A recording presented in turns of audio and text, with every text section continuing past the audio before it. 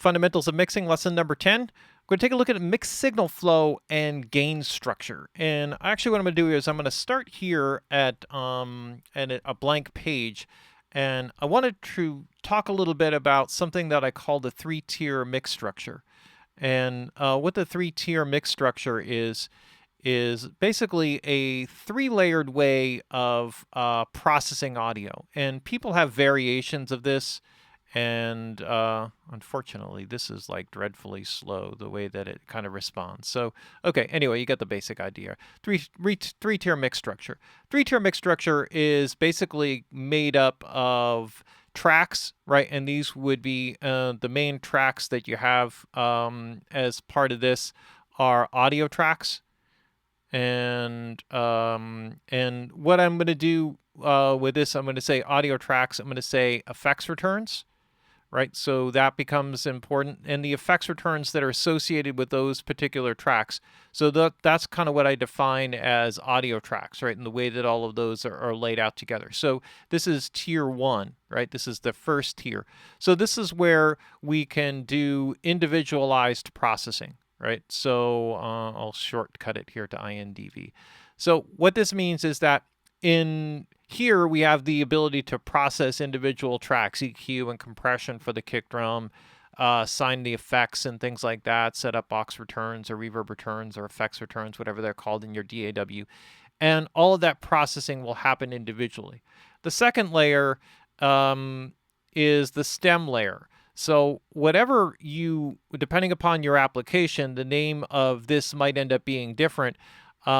So in Pro Tools, it would be an auxiliary return. Sometimes they're called bus channels. The idea of the aux return here is it's now gathering groupings of instruments. So I'll organize the tracks from the session into groupings that may include drums and percussion, guitars, keyboards, and vocals I usually divide lead vocal with effects separately from background vocals with effects. And so each of these stems, and the number of them can be, on the low end, it's usually 3. I've had sessions with as many as 8 of them, and you can have more. I'm going to talk a little bit about what you separate and what you put together and the reasons why you put it together. Some people create like a separate stem for the bass, and it doesn't make any sense. Usually I'll put the bass either in with the drums or in with the guitars or in with the keyboards, depending upon where it fits most and where what its function is in the track. So that's going to be the important thing. And the third tier, so really in a standard mix, you're always getting, when you set up your audio tracks, you're always feeding into the mix bus. So you always have 2 stages, but this is adding a third stage. And so on the final mix, this is the final stereo mix. And so what we can have here is the 3 stages of processing where we can really focus on the individuality and uniqueness of each instrument or the sameness of each instrument as we want to blend or separate things from each other. We use the effects to create separation and depth. We equalize and compress to create front-back depth, panning to create width, left-right, level control to move things front and back, frequency response to help shift things up and down and balance out, create contrast with the individual instruments. But on the stem level, we're serving a separate function. The stem level, if we do any processing, and it's not necessarily always the case that we do processing, but if you do processing on the stem level, what it's doing is it's taking those drums and maybe applying one compressor or one EQ or something that maybe glues together all of those individual elements. Same with the guitars, same with the keyboards, same with the vocals. So as we go through those individualized stems, however many that end up being, we can balance them out. We can apply some form of processing that helps glue those individual groupings of instruments together. So the way that you group them together is really important and a big part of the mix. And then, of course, the processing on the mix is the final glue or the glue that pulls everything together. So this is the one element, whether it's compression or equalization or harmonic processing, whatever it is that you want to do, analog tape, that sort of thing. This is the place where the whole mix kind of solidifies and comes together. So we work on individuality, we work on coordination, and then we work on the final product, which is the end output stage. So all of these help to kind of guide the mix, and then they also create very easy way for you to create stems and create stemmed outputs. When I actually organize tracks and lay out tracks, so let's just say, for example, I have drums and I put together all my drum tracks. I will have a separate effect chains just for my drum tracks. Oh God, this is just dreadful here with the drawing here. So with these drum tracks, if I have reverbs for the drums, they are exclusive to the drums, and I won't use that same effect on the guitars. Now, I may use the identical settings, the same plugin on a guitar track or on some other track, but that will end up on duplicated and part of the guitar stem, so that these tracks never bleed into each other. So if on the percussion stem, let's just say that I separated out a percussion stem and I felt like that was important, and I was using a similar room sound or the same exact room sound as I was using on the drums, I would duplicate that effect, have it fed from a different bus, and isolate it so that on its own unique stem, when it goes off to the stem level, will have its own effects kind of built in and only lying into that stem. So the reason why I do that is that if you go to print stems out at any point later, all you have to do is just mute the returns of the tracks that you want to exclude. So you want to do an instrumental version, you mute the vocals tracks. And the two stems, you hit 2 mutes. So you may have 30 vocal tracks. You don't have to go through and mute all those individual background tracks or highlight and group them together and mute them. You're more likely to miss something. You could just mute the stem return, and that will also mute the effects that are returning back to that channel, and then you just bounce out the mix. Done. If you want to do the acapella version, you do the opposite. You open up those tracks, and then you mute all of the rhythm instrument tracks. And that's better. Although, technically it may or may not be different if you solo up the lead vocal track and print it out that way. And if you solo isolated and your returns and things like that, all of that stuff works out. So let's take a look at it in session, in practical application. So you saw that we organized some of the tracks here. And I think what I've, just kind of determined from organizing and laying out the tracks the way it is, I think that I'm going to have a series of stems that include the loops and all the basic drums and percussion together.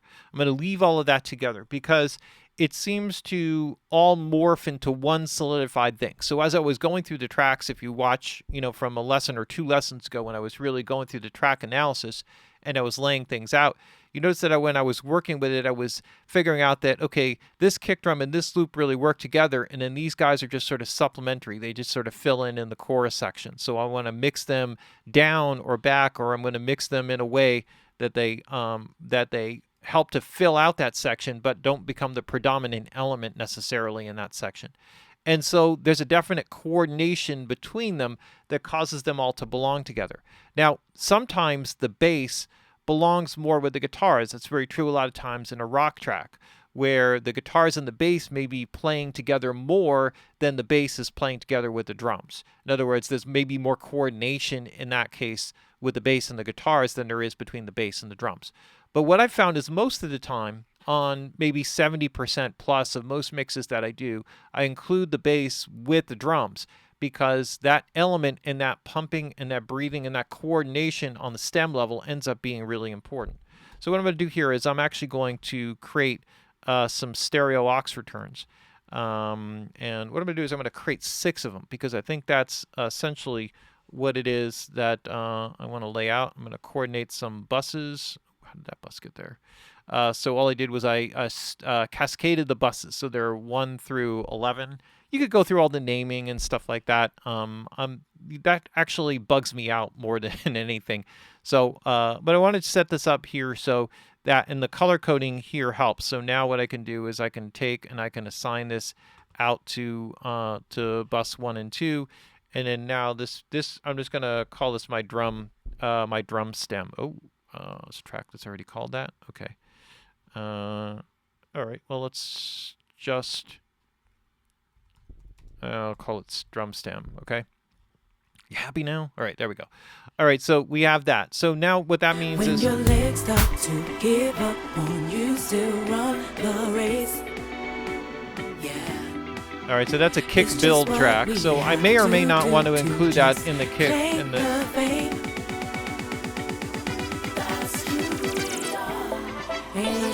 All right, so let's see. There's also a reverse cymbal track. Let me just listen to that. Let me just kind of see what that coordinates, because now that I'm thinking about this and looking at it, I may want to rethink this and where it belongs. Hold on. I think this is like the very first thing I do and I mess up. Let me just see here. I'll just have to solo isolate that. There we go. Okay, so those really are gonna, that's actually gonna coordinate together. So I'm gonna keep this in with that stem. So let me just kind of go over here, see what that is. I'm actually gonna move that over into there, and actually I'm gonna keep that kick build in there as well, with that, and I'm gonna move that over into that group, because those are definitively two instruments that are going to coordinate with drums. Some of the other stuff is, oh, we also have a snare build. Here we go. I'm going to end up putting everything in that track. Oh, all right. So there's also a snare build. Let's see. The other effects, I think, let me just see here. Yeah. And then there's the riser. And then there's the fall. Okay.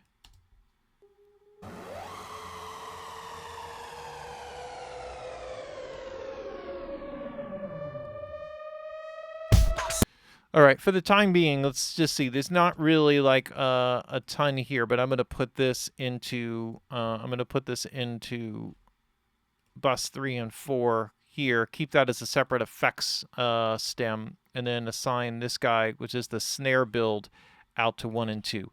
So so in organizing this, nothing is permanent. That's the basic rule of thumb here. Maybe what I can do here with some of this reverse stuff, just so I can make it like a slightly varied color or something like that, so I understand that there's some coordination, but they're different.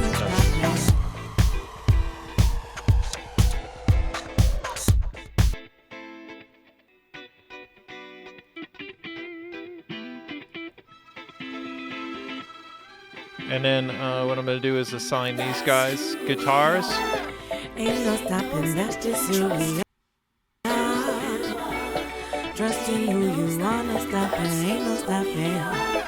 Ain't no stopping, that's just. Get the keys all into 7 and 8. Ain't no stopping.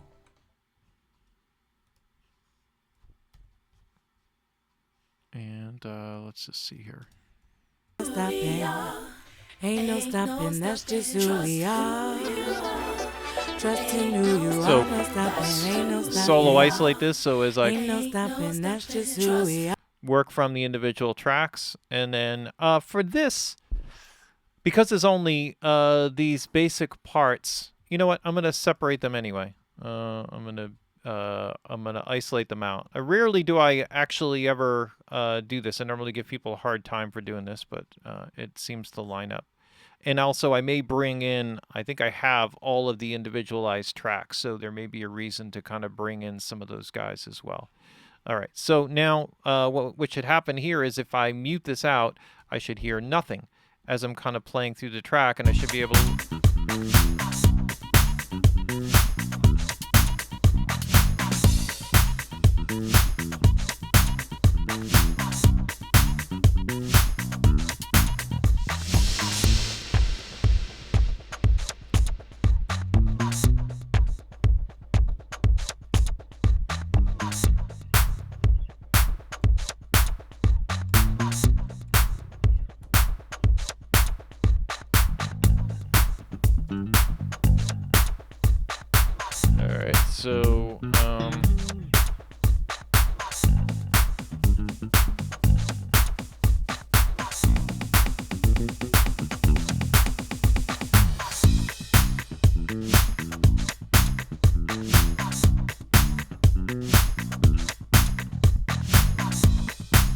So, okay, so I'm just kind of cleaning everything up, keeping some consistency here with all of this so I can see what's going on. All right, so these are my main stems, and now I just want to verify that All right, I got effects, guitars,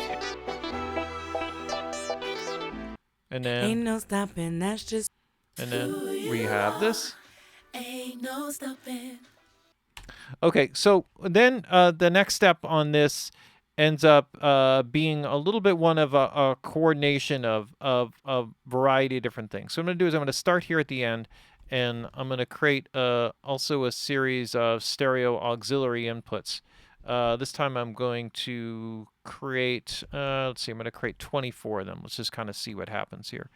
And so what I'm doing is a coordinated um, decision here to kind of balance these things out, right? So I'm going to start at 15, and that's just going to run all the way through to the end. What I'm going to do is I'm going to take and I'm going to say, all right, let me just grab 5 of these guys. I'm going to move them up here right next to the drum tracks, and but before the effects and stuff like that. So now this actually fits in. I guess these guys would fit in after those build tracks or whatever. And these guys are actually going to now coordinate into that bus. So what happens on these tracks, these are my auxiliary returns. I'm actually going to solo isolate them all. So I'm doing a series of shortcuts here. I also have no track color on these guys. So these will be reverb returns that will be specific. I can hide these tracks, you know, while I'm mixing and kind of putting them things together. But you know, in the meantime, what I want to do is just to organize some things. I'll create a couple of these guys that'll go to the effects stem. So I have that there. I'm just doing it here for easier access. What do I have for guitars? Maybe I'll have 5 of these guys laid out for guitars. And another 5 of these guys laid out for keys. I may not end up needing all of these effects, but I want to have, you know, enough, 2, 3, 4, probably can get away with 4. That'll leave me almost even for the lead vocal and the ad-libs. I probably will end up, if I get into delay tracks and all kinds of other things, then that probably will work out. And then I'll leave on the background side. I guess I'll create a few more tracks here. So let me just see here. Maybe I'll create another 3. I may not end up using all of these, but the basic idea. Oops, I created audio tracks. Crap. The basic idea of what I want to get across here is I'm just kind of organizing my session and setting things up in a way so that when I actually start working, that I can, you know, just kind of continue on a creative workflow path here. So just see, I'll pick up right where I left off. Cool. And then what I'll do is maybe highlight and deselect these guys, take away my color coding there. And let me just see here. And take away those guys. Okay. And from this, what I want to do is I want to make sure that all of these guys are stemmed out into their appropriate places. Oops. Did I do something foolish there? No. I just did 1 instead of 2 because I forgot to highlight it. And then I'll kind of name these guys as I go back later and figure them out.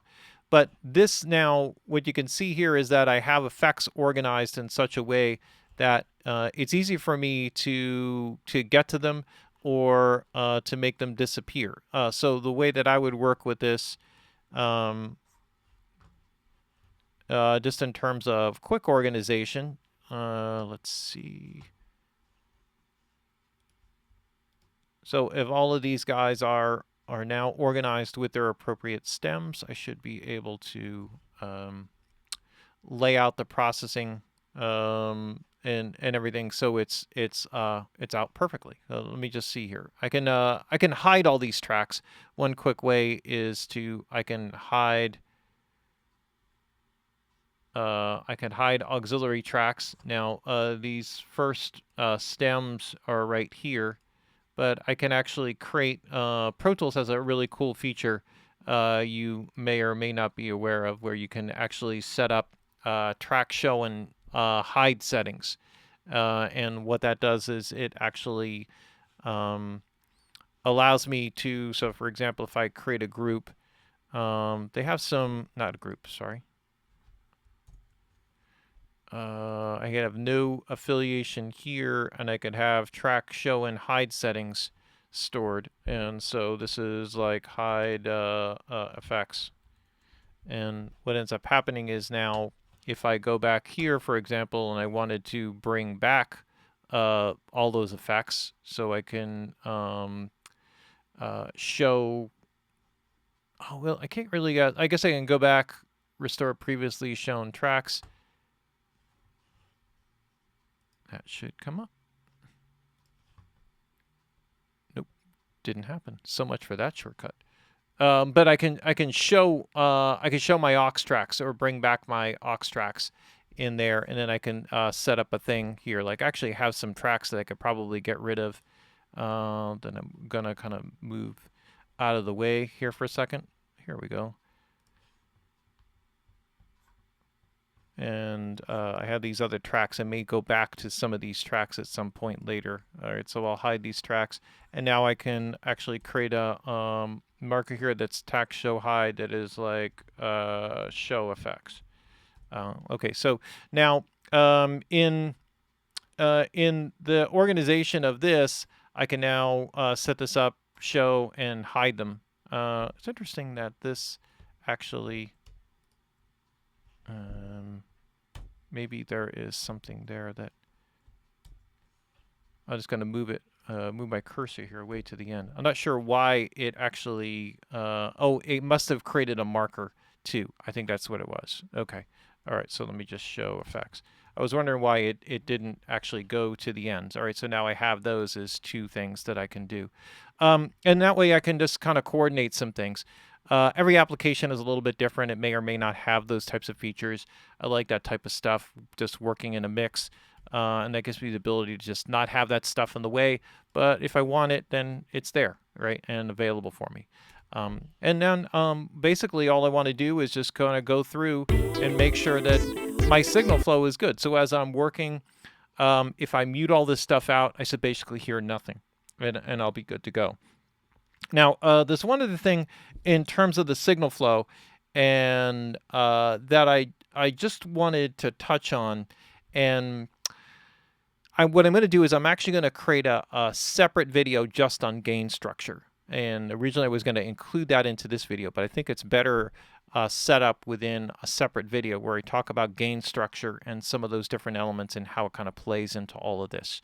And the reason is that the topic, I think I can get in a lot more in depth with this particular song, and show how important it is in terms of the layout of the rest of the tracks, and how helpful that's going to be for the coordination and integration of tracks and through the mixing stage, and how we set it up so that we're not constantly overdriving or overloading compressors and things like that, setting up and staging our signal flow, and so we're not actually blowing up the mix bus just by setting some basic levels. Okay, so I think that will wrap up this video for this. Just a little bit of signal flow and gain structure. We'll also cover, especially when we get into effects, some of the signal flow aspects of working with sends and how you coordinate sends. And I think it'll be better with examples for me to show you, because there are important gain structure elements that are in there when you're working with sends and effect returns that a lot of people ignore, and they think they end up losing something as a result. All right, that's a wrap on lesson number 10, mixed signal flow and gain structure.